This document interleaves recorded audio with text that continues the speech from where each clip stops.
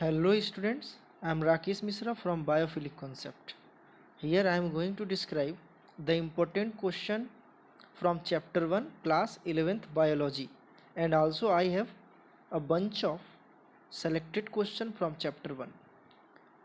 As you all know, some of the topics as well as also chapter get eliminated from the session 2020-21 from each subject. Biology में भी ऐसे ही हुआ है, बहुत सारे ऐसे लेसन है जिसमें से कुछ टॉपिक्स को ही गायब कर दिया है और बहुत सारे ऐसे सब्जेक्ट है जिसमें सेलेक्टेड चैप्टर को ही रखा है, बाकी चैप्टर को ही होल सोल पूरा चैप्टर ही गायब कर दिया। हम यहाँ आपको चैप्टर 1 की बात कर रहे हैं, that is important chapter 1। Chapter 1 important है, द लिविंग वर्ल्ड से रिलेटेड है। द लिविंग वर्ल्ड में क्या हुआ है कि कुछ एक तो ऑलरेडी वो छोटा था, 1 to 2 days लगते थे इसको समाप्त होने में, इसको पढ़ाने में, लेकिन इसमें से एक इम्पोर्टेंट टॉपिक टेक्सोनॉमिकल एड्स ही गायब कर दिया है। ये लेशन टेक्सोनॉमिक एड, जिसमें जूलॉजिकल गार्डन, बॉटेनिकल गार्डन की हर्बेरियम, ठीक है, ये सब बहुत इम्पोर्टेंट नहीं था, फिलहाल जानकारी मिल जाती थी, वो इस साल से नहीं रहा इस चैप्टर में, तो और थोड़ा सा कॉम्पैक्ट हो गया ये। फिलहाल हम उसी क्वेश्चन को टच करेंगे जो सेशन 2020-21 के लिए रिलेबल है, ठीक है, 2020-21 के लिए जो रिलेबल है, यानी 2020-21 के लिए जो इम्पोर्टेंट है, हम उसी को टच करेंगे। सबसे पहले हम एनसीईआरटी को सॉल्व करते हैं एक एक करके। देखिए अभी जो फर्स्ट क्वेश्चन आपकी स्क्रीन पे फ्लैश हो रहा है, why are living organisms classified. इसका मतलब आप समझिए, why are living organisms classified. Video पढ़ा होगा मे बी, और पढ़ाया भी था आपको ऑनलाइन क्लास में। लिविंग ऑर्गेनिजम्स को क्लासिफाई करने की क्या ज़रूरत है, listen carefully.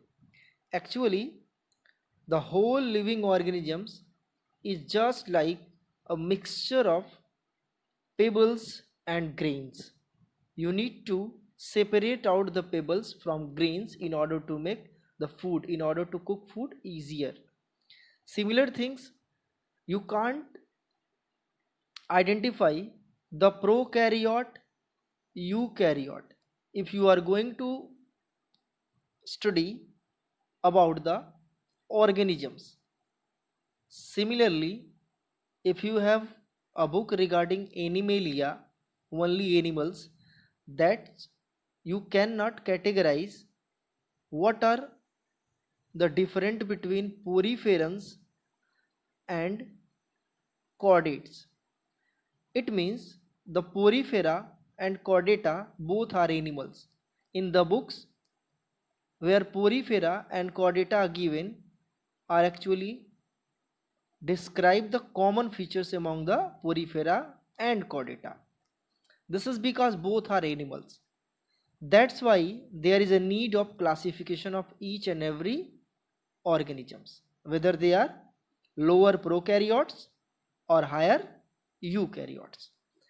One by one, you should write about the important points regarding the first question.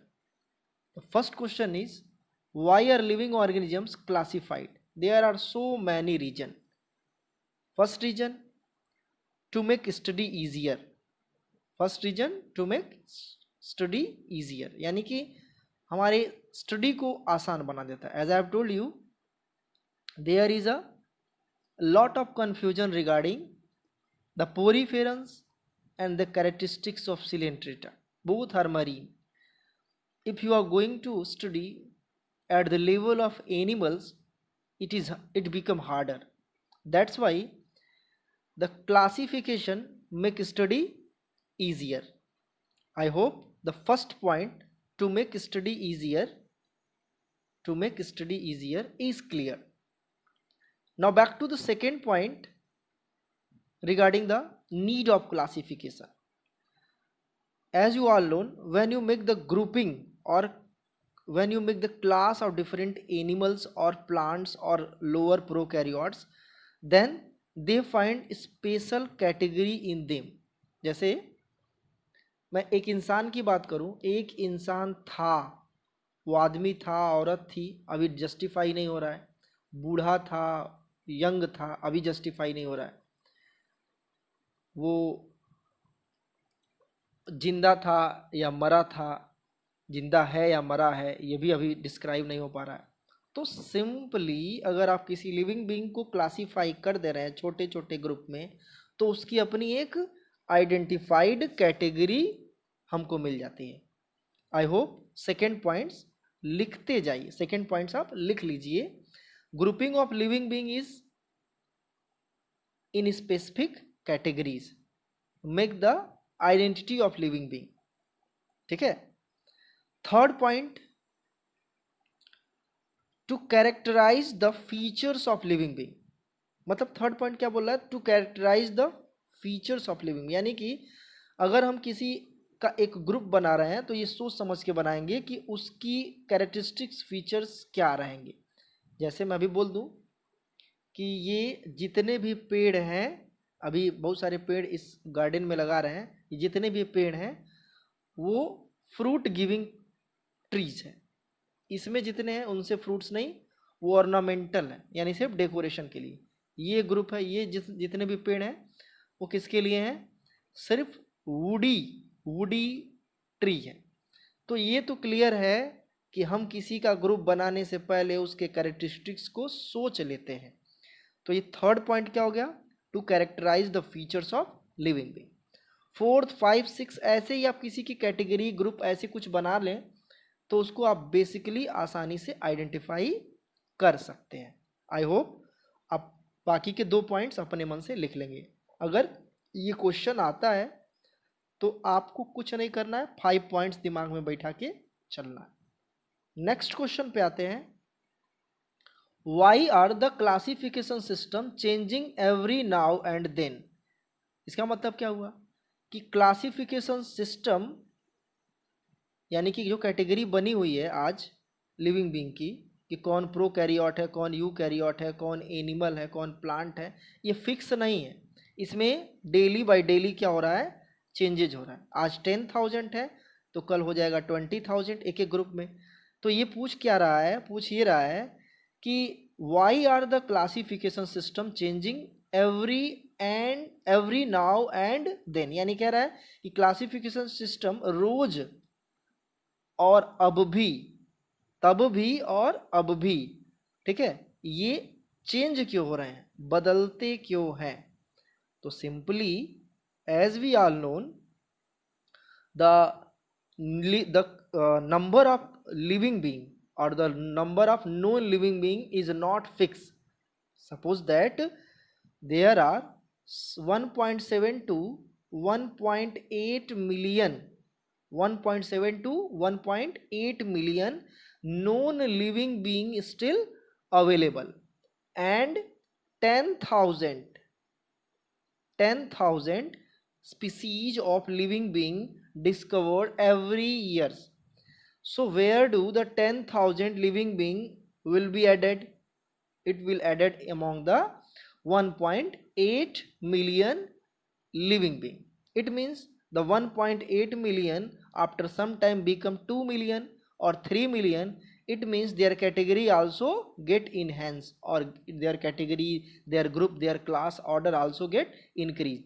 So for this type of question you can say that the number of known living being is not fixed, it is changing every now and then, so that the classification system also change every now and then. I hope the point 1 and second, that is question number 1 and 2 cleared. Now back to the third. What different criteria would you like to classify people that you meet often? कह रहा है कि आप किसी से मिल रहे हैं, किसी ग्रुप से मिल रहे हैं, पीपुल मतलब लोगों से आप मिल रहे हैं, तो आप उनसे मिलने के बाद अपने दिमाग में कौन सी क्राइटेरिया डिस्क्राइब किए, कौन सी क्राइटेरिया उसके लिए डिफाइन किए। तो आप, ये आपके ऊपर है कि आप लोगों से किस तरह के लोगों से मिल रहे हैं। फॉर एग्जाम्पल, जैसे आप बहुत टॉकेटिव लोगों से मिल रहे हैं, इलिटरेट लोगों से मिल रहे हैं, लिटरेट लोगों से मिल रहे हैं, स्पोर्ट में इंटरेस्ट लेने वाले लोगों से मिल रहे हैं। तो ये आपके ऊपर है, ये क्वेश्चन आने वाले नहीं है फिलहाल, ये आपके अंडरस्टैंडिंग के बेस पे है। ठीक है, चलो आते हैं फोर्थ पे आ रहे हैं। What do we learn from identification of individuals and population. कह रहा है कि एक पॉपुलेशन और उसमें रहने वाले किसी एक इंडिविजुअल से हमको क्या सीख मिलती है, हमने क्या सीखा। Individual is the characteristics of a particular living being while the population is the characteristics of the group of living being. Keep in mind, तो इसको आप लिख लीजिएगा। ठीक है, fifth one, given below is the schematic name of mango, identify the correctly written name। पहला क्या लिखा है, मैंगी फेरा इंडिका, और दूसरा भी वही चीज लिखा है, मैंगी फेरा इंडिका। आप वीडियो पढ़ा होगा, rules of nomenclature, rules of nomenclature. Nomenclature का पहला ही रूल्स है कि आप किसी भी बाइनोमियल नॉमेनक्लेचर के लिए जो किसी का नेम लिख रहे हैं तो उसके लिए आपको दो वर्ड की जरूरत पड़ती है। अभी आप देखिए इसमें दोनों के केस में क्या दिया है, दो वर्ड दिया है, मैंगी फेरा इंडिका। इसमें भी देखिए मैंगी फेरा इंडिका, यानी कि किसी भी लिविंग बीइंग के नेमिंग के लिए आपको कितने वर्ड की जरूरत पड़ती है, दो वर्ड की। First word that is mangifera represent the genus and second word that is indica represent the species. इसके बाद मैंने क्या बताया था आपको कि अगर रिटेन में, हैंड रिटेन फॉर्म में है तो आप जीनस और स्पीसीज के नीचे क्या लिखते हैं, अंडरलाइन। अगर वो प्रिंटेड फॉर्म में है, कोई भी बायोलॉजिकल नेम अगर प्रिंटेड फॉर्म में है तो वो इटैलिक, थोड़ा सा इटैलिक फॉर्म में होगा, थोड़ा सा आड़ा तिरछा होगा। अभी देखिए ये कॉमन वर्ड दिख रहे हैं आपको और ये बायोलॉजिकल वर्ड दिख रहे हैं, यानी कि ये थोड़ा सा क्या है, इटैलिक फॉर्म में है। ठीक है, तो ये चीज़ डिफरेंट है। तीसरी और इम्पोर्टेंट और अंतिम बात है कि जीनस का पहला लेटर कैपिटल में और स्पीसीज का पहला लेटर हमेशा स्मॉल में होना चाहिए, चाहे वो प्रिंटेड हो चाहे वो रिटेन हो। अब इसमें देखिए जीनस का पहला लेटर मैंगी फेरा में क्या दिया है, कैपिटल, यानी कि ये जीनस सही है। इसमें देखिए पहला लेटर कैपिटल है, इसमें भी जीनस सही है। इसमें देखिए पहला लेटर स्पीसीज का कैपिटल में है, यानी कि ये गलत है, और इसका पहला लेटर क्या है, स्मॉल में है, यानी कि ये सही है। तो आपसे जो क्वेश्चन पूछा जा रहा था वो यही पूछा जा रहा था कि जो नीचे दिए गए नेम हैं उसमें से करेक्ट नेम कौन सा है। आई होप आप समझ गए होंगे। ठीक है, सेकेंड जो नेम दिया है वही करेक्ट नेम है, that is mangifera indica. Define a taxon, give some example of taxa at different hierarchical level. कह रहा है कि आप टेक्सा को डिफाइन करिए और क्या करना है, कुछ एग्जाम्पल देने हैं टेक्सा के हायरार्चियल लेवल पे। तो टेक्सा क्या होता है, रैंकिंग टेक्सा क्या होता है, सबसे पहले मैं टेक्सा को डिफाइन कर दूं ताकि आपका कॉन्सेप्ट क्लियर हो जाए। Taxa means grouping of the things at specific level, यानी कि किसी भी लिविंग थिंग्स का क्या कर दें आप, ग्रुप बना दें, तो उसको कहते हैं टेक्सा। ठीक है, जैसे आप प्लांट का एक ग्रुप बना दिया, टेक्सा हो गया। एनिमल का ग्रुप बना दिया, टेक्सा हो गया। प्लांट के ग्रुप को क्या बोलते हैं, एनिमेलिया। तो एनिमेलिया जो वर्ड है उसको हम टेक्सा बोलेंगे। यानी कि आप छोटा ग्रुप बनाइए तो भी टेक्सा है, बड़ा ग्रुप बनाइए तो भी टेक्सा है, ग्रुपों का ग्रुप बनाइए तो भी टेक्सा है। इसमें छोटे छोटे ढेर सारे ग्रुप बना दिए, छोटे छोटे टेक्सा हो गए, उस टेक्सा के नाम होते हैं। जैसे मैं अभी बात करूं कि किंगडम एनिमेलिया, ठीक है, फाइलम कॉर्डेटा, तो कॉर्डेटा भी एक ग्रुप है, एनिमेलिया भी ग्रुप है, यानी कि एनिमेलिया भी एक टेक्सा है और कॉर्डेटा भी एक टेक्सा। टेक्सा मतलब ग्रुप, आइदर द स्मॉल और लार्ज। अब आगे क्वेश्चन पूछ रहा है, टेक्सा मतलब ग्रुपिंग ऑफ थिंग्स। ठीक है, आगे क्वेश्चन पूछ रहा है कि give some example of taxa at different hierarchical level. तो आप बहुत सारे एग्जाम्पल, जैसे kingdom animalia is the taxa, class mammalia is the taxa. ठीक है, इसके अलावा प्लांट की बात करूं तो kingdom plantae is the taxa. ठीक है, class algae is the taxa in the plant kingdom. तो ये आपके पास आंसर मिल गए होंगे, आई होप इसको कर ले जाएंगे।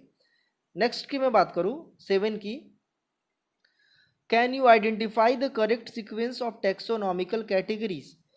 नीचे कुछ टेक्सोनॉमिकल कैटेगरीज है, उसको आप क्या करना है, आइडेंटिफाई करना है जो करेक्ट है। तो सबसे जो छोटी यूनिट होती है टेक्सा की, वो क्या होती है, स्पीसीज। यानी कि आप देखिए किस ऑप्शन में पहले स्पीसीज आया है, हम उसको सेलेक्ट करके आइडेंटिफाई कर लेते हैं। तो पहले ऑप्शन ए और सी में क्या है, स्पीसीज पहले आया है, यानी कि क्लियर है कि ये बी ऑप्शन अब होगा ही नहीं। ठीक है, बी ऑप्शन अब नहीं होगा। ठीक, चलो आते हैं अभी स्पीसीज के बाद। ये स्पीसीज हमारा क्लियर है कि स्पीसीज के बाद जो सबसे छोटी यूनिट होती है वो जीनस होती है, अभी ऊपर मैंने बताया। तो ऑर्डर इसमें है और इसमें क्या है, जीनस है। यानी कि आप आंख बंद करके ऑप्शन सी मार दीजिए। ठीक है, ऑप्शन सी आपका सही हो जाएगा। Species, genus, order, phylum. अगर ये फाइलम होता, ऑर्डर बाद में होता, तो ये डाउटफुल हो जाता पूरा का पूरा क्वेश्चन ही। ठीक है, चलो आगे आते हैं। अब मैं इंपॉर्टेंट टॉपिक्स पे थोड़ा सा डिस्कस कर दूँ, इंपॉर्टेंट क्वेश्चन पे भी डिस्कस कर दूँ। 8 नंबर क्वेश्चन क्या पूछ रहा है, try to collect the currently accepted meaning for the word species. कह रहा है कि आप करेंटली एक्सेप्टेड जो मीनिंग है स्पीसीज की, उसको क्या करना है, कलेक्ट करना है, उसको लिखना है। यानी कि स्पीसीज को आप एक्सप्लेन करना है। तो आप जानते हैं the smallest taxa of classification that has almost similar genetic features called species.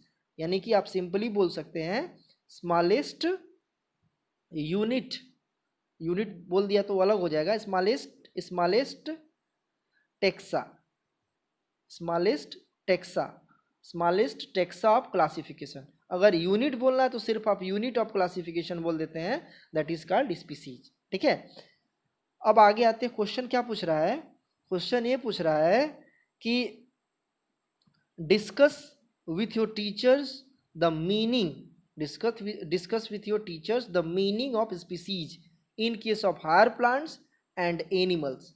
ठीक है, on one hand and bacteria on other hand. कह रहा है कि जो स्पीसीज की मीनिंग है उसको एनिमल्स के फॉर्म में और बैक्टीरिया के फॉर्म में कैसे आप एक्सप्लेन करेंगे, उसको आपको एक्सप्लेन करना है। तो ये बहुत बड़ी बात नहीं है। एनिमल के फॉर्म में जो स्मॉलेस्ट टेक्सा होगा वो आप एक एग्जांपल लेकर के, जैसे होमोसेपियंस में सेपियंस का लिख सकते हैं। ठीक है, ऐसे ही आप हाइड्रा का अगर लिखना है तो हाइड्रा वल्गैरिकस लिख सकते हैं। ठीक है, ऐसे ही आपको अगर बकरी का लिखना है तो कोपरा हिरकस। तो ये वल्गैरिकस हाइड्रा के लिए, सेपियंस जो है ह्यूमन बीइंग के लिए, ठीक है, और हिरकस यानी बकरी के लिए, ये सब स्पीसीज के नेम हो जाएंगे एनिमल के एग्जाम्पल में। बैक्टीरिया के केस में सैकेरोमाइसिस, वो तो इस्ट हो जाएगा। जैसे बैक्टीरिया के केस में साल्मोनेला टाइफी, तो ये साल्मोनेला टाइफी है। ठीक है, जो साल्मोनेला टाइफी है वो बैक्टीरिया के केस में हो जाएगा। टाइफी, जो साल्मोनेला टाइफी वर्ड है वो बैक्टीरिया के केस में हो जाएगा, और वो आपका क्या हो जाएगा, सही आंसर हो जाएगा। ठीक है, चलो अब आगे आते हैं नेक्स्ट की मैं बात कर दूं। ये बड़े और छोटे लेवल दोनों के लिए होता है, तो दोनों के लिए आप अलग अलग ढंग से एक्सप्लेन कर ले जाएंगे। और भी बैक्टीरिया है, जैसे हम बात करें इस्चरिचिया कोली। ठीक है, तो ये जो कोली वर्ड है ये क्या रिप्रेजेंट कर रहा है, टेक्सा। ठीक है, इसके अलावा लैक्टोबैसिलस लैक्टिस, लैक्टोबैसिलस लैक्टिस, तो ये जो लैक्टोबैसिलस लैक्टिस वर्ड है ये किस क्या रिप्रेजेंट कर रहा है, टेक्सा। सबसे यूनिट ऑफ इस टेक्सा कौन सा, स्पीसीज का टेक्सा रिप्रेजेंट कर रहा है। नेक्स्ट है 9, define and understand the following terms. कह रहा है कि छोटे छोटे जो टर्म्स हैं उसको आप एक्सप्लेन करना है, डिफाइन करना है। Phylum, class, family, order, genus. ठीक है, तो आप इधर से एक्सप्लेन करेंगे तो बेटर होगा, क्योंकि टेक्सोनॉमिकल ऑर्डर में ही ऐसे ये बढ़ेंगे। तो जीनस के बाद स्पीसीज होता है, यानी ग्रुप ऑफ स्पीसीज को बोलेंगे जीनस, यानी group of related species is known as genus. ऐसे ही group of related genus is known as order. Group, अभी ऑर्डर की बात हम कर दें तो अभी ऑर्डर नहीं होगा, जीनस के तुरंत बाद फैमिली होती है, उसके बाद ऑर्डर होता है। ठीक है, ऑर्डर के बाद क्लास होता है और सबसे ऊपर क्या होता है, टॉप पे फाइलम। तो group of related species is known as genus, group of related genus is known as family, group of related family is known as order, group of related order is known as class, and group of related class is known as phylum। ठीक है, I hope सबका एक एक करके explain कर ले जाएंगे, notes में भी अवेलेबल, आपको इसको बहुत ज़्यादा कोशिश नहीं करना है। हाउ इज की helpful and identification in the identification and classification of organisms, ये इस साल आपको नहीं पढ़ने हैं, ये टेक्सोनॉमिक एड्स में आता है जो आप इस साल नहीं पढ़ेंगे।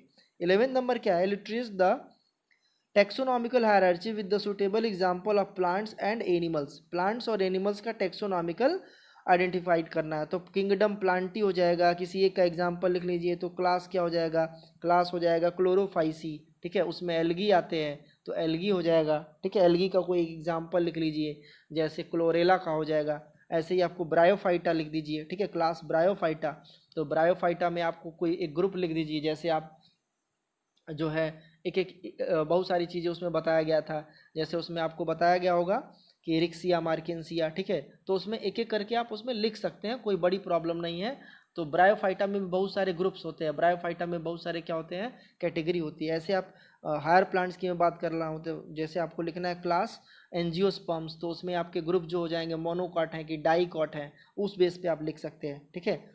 तो ये आपके कुछ इंपॉर्टेंट चीज़ें हैं जो खत्म हो गई। एनिमल्स के बारे में आपको लिखना है, तो किंगडम एनिमेलिया, ठीक है, इसके बाद फाइलम कॉर्डेटा, सब फाइलम वर्टिब्रेटा, क्लास मैमेलिया, ठीक है। तो ये छोटी छोटी चीज़ें हैं, आप किसी एक को एक्सप्लेन कर सकते हैं। अब आते हैं हम कुछ सेलेक्टेड क्वेश्चन पे भी थोड़ा फोकस कर दें, जो बोर्ड में आ सकते हैं, मतलब एग्जाम में आ सकते हैं, ठीक है। सेलेक्टेड क्वेश्चन है, इसको आप दिमाग लगा करके इसको एक एक चीज़ें लिखेंगे या समझेंगे, ठीक है। उससे बहुत बड़ा चैप्टर नहीं है, तुम जानते हो, इस वजह से जो है ये कुछ सेलेक्टेड क्वेश्चन जो मोस्टली फोकस्ड होते हैं पूरे लेसन से। एक तो छोटा लेसन है, दूसरे कितना बड़ा सेलेक्टेड क्वेश्चन होगा आप खुद जानते हैं। चलो हम आगे की बात करते हैं। पहला क्वेश्चन क्या है, सिस्टेमा नेचुरा वॉज पब्लिश्ड बाई, तो सीधा ऑप्शन हो जाएगा आपका लिनियस, ठीक है। नेक्स्ट की मैं बात कर दूं, right the biological name of national bird, national bird यानी कि पीकॉक, पीकॉक का साइंटिफिक नेम क्या हो जाएगा, पैवोक्रिस्टेटस, पैवो क्रिस्टेटस, ठीक है। चलो आते हैं next, national flower nelumbo nucifera, नीलम्बो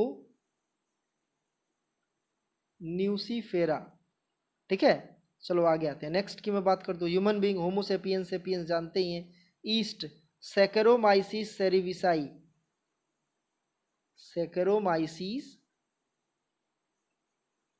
सेरिविसाई, ठीक है।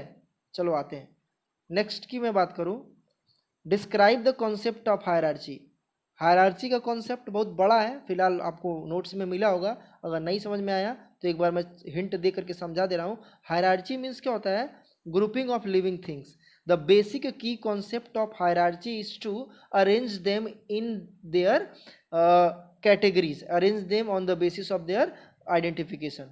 If the number of identification, if there are so many different among the group of living being, then the category will be many, there are so many group need to form। यानी कि अगर आपको क्या है कि अगर आप किसी दो ग्रुप में बहुत ज़्यादा डिफरेंट ढूंढ रहे हैं तो आपको तीन ग्रुप बनाना पड़ेगा। अगर तीन ग्रुप में बहुत ज़्यादा डिफरेंट मिल रहा है आपको, तो आपको कितना ग्रुप बनाना पड़ेगा, चार ग्रुप बनाना पड़ेगा। तो इसका बेसिक कॉन्सेप्ट क्या है, हायरार्ची का बेसिक कॉन्सेप्ट है similarity, similarity decrease, similarity decrease and different increase the hierarchy, different increase the hierarchy. यानी कि हायरार्ची का मतलब आप दिमाग में बैठा कि यही चलिए कि हायरार्ची का मतलब होता है ग्रुपिंग, यानी कि अगर किसी दो ग्रुप में सिमिलरिटी मिल गई, जैसे मान लो कि एक ग्रुप है, एक गर्ल्स का ग्रुप है और एक बॉयज़ का ग्रुप है, हम इसमें दोनों में क्या सिमिलरिटी देख रहे हैं कि दोनों टेस्ट लेने पे 20 आउट ऑफ 20 मिल रहा है, तो हम इस दोनों की मिला करके एक ग्रुप बना दिया, यानी कि इन दोनों की सिमिलरिटी सेम हो गई, तो हमारा क्या हो गया, हमारा हायरार्ची एक हो गया। पहले कितना हायरार्ची था, दो था, अब हायरार्ची एक हो गया। सिंपली अगर इसमें डिफरेंट मिल जाता हमको, जैसे हमको ये मिलता कि ये दो ग्रुप है, ठीक है, एक गर्ल्स का ग्रुप है और एक बॉयज़ का ग्रुप है, एक गर्ल्स का एक बॉयज़ का है, इसमें से कुछ गर्ल्स ऐसी है जो पढ़ने वाली हैं, कुछ गर्ल्स ऐसी है जो पढ़ने वाली नहीं है, ऐसे ही इसमें से कुछ बॉयज़ ऐसे जो पढ़ने वाले हैं और कुछ बॉयज़ जो पढ़ने वाले नहीं है। तो हमको दो ग्रुप से कितना ग्रुप मिल गया, चार। क्यों मिला, क्योंकि हमने उसमें क्या ढूंढा, हमने उसमें डिफरेंट ढूंढा। तो इसका बेसिक कॉन्सेप्ट होता है similarity decrease and different increase the hierarchy. अब आते हैं अपने मेन टॉपिक पे। जैसे आपको किंगडम, अगर किंगडम वर्ड बोल दिया तो किंगडम से 5 है। कौन कौन? Monera, protista, fungi, Plantae and animalia. ये किस बेस पे हैं? उनके मेजर 1, 2 या 3 पॉइंट्स को क्राइटेरिया लिया जाता है, जिस बेस पे हम पाएंगे कि एक ग्रुप एनिमल का है। अब हमारे पास एनिमल का एक ग्रुप मिल गया, अब उसमें लगेंगे ढूंढने कि कौन दूध देता है, कौन अंडा देता है। जो अंडा देता है वो रेप्टिलिया होगा, या बर्ड होगा, या एम्फीबिया होगा, ठीक है। और जो अंडा नहीं देता, दूध देता, वो मैमेलिया का होगा। तो 4-4 ग्रुप बन गए, ठीक है। पर्टिकुलर कितने बन गए? 4-4 ग्रुप। तो यहाँ पे आपको जानना ये है कि ग्रुप क्यों बनते हैं, because of their difference. I hope उसको आप कर ले जाएंगे, कोई बड़ी प्रॉब्लम नहीं होगी। चलो नेक्स्ट की मैं बात करूं तो टेक्सोनॉमिकल हायरार्ची का मेन कॉन्सेप्ट क्या? Similarity decrease and different increase the taxa. Next, classify man and house fly as taxonomic category. तो इसमें से आपके एनसीईआरटी पेज नंबर 11 में अच्छा सा टेबल दिया होगा, और ये बहुत इंपॉर्टेंट क्वेश्चन है। ये सिलेबस में अभी भी बना हुआ है, इस वजह से सबसे ज़्यादा इसकी इंपॉर्टेंसी बढ़ जाती है। मैन और हाउस फ्लाई को टेक्सोनॉमिकल कैटेगरी के हिसाब से कैटेगराइज करना, यानी कि उसका किंगडम क्या है, फाइलम क्या है, जीनस क्या है, ऑर्डर क्या है, क्लास क्या है, और उसका स्पीसीज क्या है। ये सब सारी चीज़ें हैं। जैसे मान लो कि हम मैन की मैं बात कर दूँ सिंपली, तो मैन का जो किंगडम है एनिमेलिया है, फाइलम क्वाड्रेटा है, क्लास मैमेलिया है, ऑर्डर प्राइमेटा है, फैमिली होमोनिडी है, जीनस होमो है और सेपियंस उसका स्पीसीज हो जाएगा। ऐसे ही अगर हाउस फ्लाई की मैं बात करूं तो वो किंगडम एनिमेलिया है, फाइलम आर्थ्रोपोडा है, क्लास इंसेक्टा है, ऑर्डर डाइप्टेरा बोलते हैं उसको, फैमिली मसीडी बोलते हैं उसको, ठीक है। जीनस मस्का और स्पीसीज डोमेस्टिका और नेबुलो, दो स्पीसीज है। इसमें से आप डोमेस्टिका लिखिए या नेबुलो लिखिए, कोई प्रॉब्लम नहीं होगी, क्योंकि यहाँ पे हाउस फ्लाई पूछा है, डोमेस्टिक हाउस फ्लाई। यहाँ पे क्या हो जाएगा? मस्का डोमेस्टिका। तो आई होप उसको आप बाकी के पॉइंट्स को भी देख लीजिएगा। उसमें house fly, man, mango, wheat, ये सब दिया हुआ है, तो उसको आप वहाँ से उसको आप कवर अप कर लीजिएगा। इंपॉर्टेंट है, वेरी इंपॉर्टेंट, मैं स्टार लगा दिया। Question number 5, describe the following monograph manual की। हर्बेरियम ये सिलेबस से इस साल क्या हो गया? आउट हो गया, इसको नहीं पढ़ना, टेक्सोनॉमिक कैटेगरी थी। इसके बाद अब क्या था? इसके बाद था कि Kew, where is Kew and NBRI located. ये भी इस साल नहीं पूछे, क्योंकि ये भी टेक्सोनॉमिक कैटेगरी से था। लेकिन फिलहाल थोड़ा सा जानकारी बता दी, क्यू इंग्लैंड में है और एनबीआरआई कहाँ है? लखनऊ में है। तो आई होप ये पूरा फर्स्ट चैप्टर का हमारा पूरा टॉपिक 1 to आल जितना भी है A to Z सब कुछ कवर हो गया है। और इसको आप 2 बार 3 बार रिवाइज कर लेंगे तो इंपॉर्टेंट क्वेश्चन का क्राइटेरिया आपको मिल जाएगा। और आई होप बहुत सारे क्वेश्चन आप और भी जगह से कलेक्ट करके इसको कर ले जाएंगे। Thank you.